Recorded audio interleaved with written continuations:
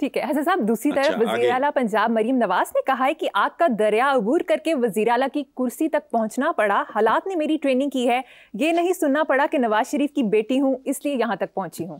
سننا کیا ہے, چونکہ سب کو پتا ہے سنانا کس نے ہے. او بھائی, کنیڈ کالج میں لیکچرشپ نہ ملتی میرٹ پہ, وہ خدا کا خوف کرو. اچھا رہ گیا آگ کا دریا, پتہ نہیں کس نے, کہ کسی چمچے نے منشی نے لکھ دیا ہوگا آگ کا دریا. دیکھو بات سنو, ان کے والد محترم کا قصہ راوی کون؟ بیگم عابدہ حسین جیسی رسپیکٹیبل خاتون, خاندانی خاتون. یہ وزارت عظمیٰ سے ہاتھ دھویا انہوں نے, کو وہ سارے یکجہتی وغیرہ کے لیے گئیں, وہ خود لکھا انہوں نے. ایک کپس والوں کا انگریزی کا میگزین تھا, میں بھی اس میں کالم لکھتا تھا, اس میں بیگم عابدہ حسین کا انٹرویو تھا یہ واقعہ. تو اس میں وہ گئیں اظہار یکجہتی کے لیے, تو باتوں باتوں میں انہوں نے کہا کہ میاں صاحب ویسے وہ کچھ رنج بھی راما اوکھیاں سن, کچھ گل وچ کمدا توق بھی سی, کچھ شہر دے لوگ بھی ظالم سن, کچھ مینوں مرندہ شوق بھی سی. تو میاں صاحب کہتے ہیں بیگم عابدہ حسین کو, بی بی یہ تسی لکھیا ہے؟ بیگم عابدہ حسین کہتی میں حیران, میں کہا جی نہیں یہ تو منیر نیازی نے لکھیا ہے. اگیوں کی کہندا پاکستان دا وطن, اے منیر نیازی کون ہے, کیسا ہے؟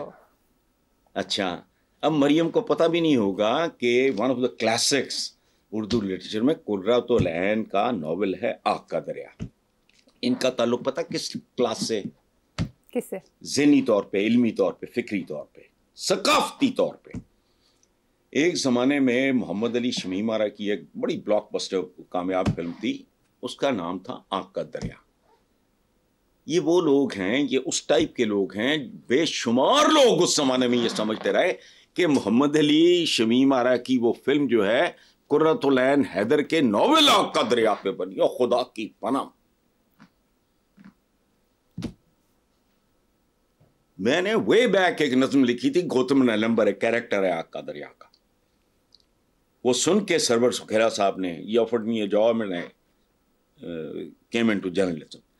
تو یہ ان بیچاروں کو کیا پتا منیر نیازی کون ہے. اچھا اگر وہ والد محترم پوچھیں گے منیر نیازی کون ہے, وہ خدایا, تو ظاہر ہے صاحب ساتھی پھر آگ کا دریا گزر کے, وہ آگ کا دریا تو ابھی آنا ہے, بے شک آنا ہے. اور خدا کی قسم مجھے ایک بات کا دکھ ہے, ملال ہے, یہ کہ she is most probably surrounded by, اب میں کیا لفظ استعمال کروں, they are wasting her.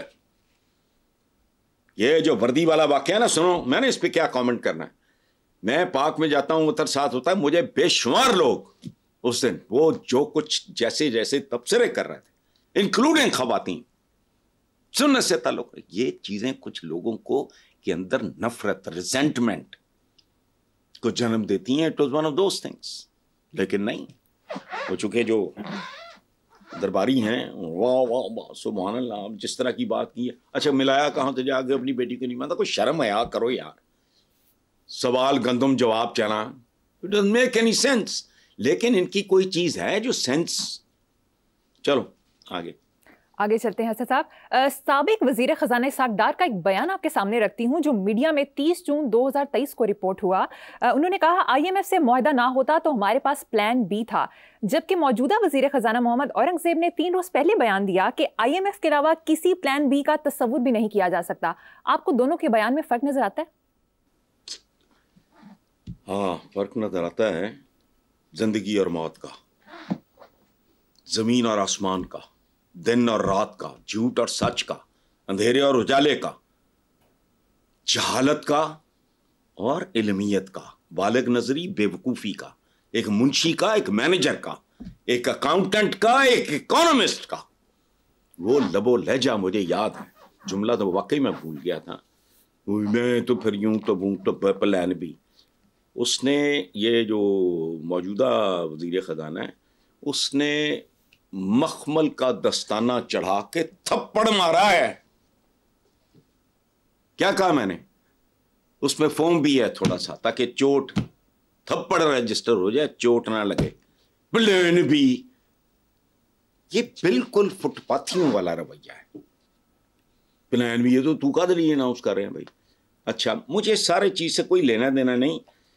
میں اب سوچ رہا ہوں کہ جو کچھ یہ آدمی پاکستان کی اکانومی کے ساتھ کر گیا یا وزارت خزانہ کے ساتھ، اب یہ وزارت خارجہ کے ساتھ وہی کچھ نہ کرے تو ہم تو دعا ہی کر سکتے ہیں، اللہ پاک ہم گناہ گار بہت ہیں، بے شرم بہت ہیں، ڈھیٹ بھی بہت ہیں، منافق بھی بہت ہیں، پھر بھی ہم پہ رحم فرما دیں۔ حسن صاحب نیکسٹ خبر پہ چلتے ہیں۔ کراچی میں وزیر اعظم کی کاروباری شخصیات سے ملاقات کے دوران صنعت کار عارف حبیب نے تجویز دی کہ معاشی استحکام کے لیے آپ انڈیا اور اڈیالہ کے مکین سے بھی ہاتھ ملائیں۔ دیکھو یہ آپ کی ادھوری بات میں پوری کر دیتا ہوں۔ انہی صاحب نے جو پاکستان کے ایک لیڈنگ بزنس مین ہیں، انہوں نے ایک ٹی وی پروگرام میں بھی کہا ہے کہ عارف حبیب صاحب نے آرمی چیف سے پہلی ملاقات میں بھی اس بات کا حوالہ دیا تھا، اور یہ لاجیکل بات ہے۔ اس کی وجہ ہے کسی بھی چپڑ کناتی ہے چاہے کتنا بھی دولت مند ہو، اس سے اگر اکانومی کے حوالے سے آپ بات کرو گے تو عارف حبیب کی بات معتبر بات ہے۔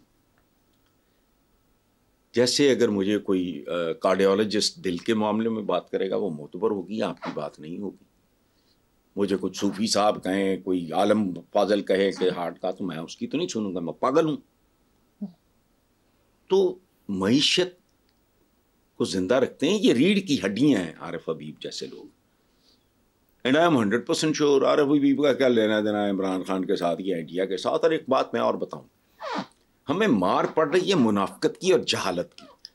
ہم نے اپنے دین کو سمجھا نہیں، یا سمجھا ہے تو اپنے فائدے کی وجہ سے نا مٹ رکھی ہے۔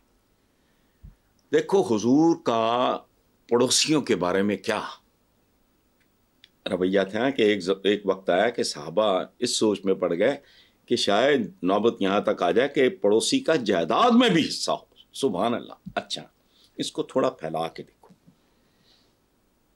پڑوسی صرف یہ ریزیڈینشل کالونیز محلوں گلیوں میں نہیں ہوتے، ملکوں میں بھی پڑوس ہوتے ہیں۔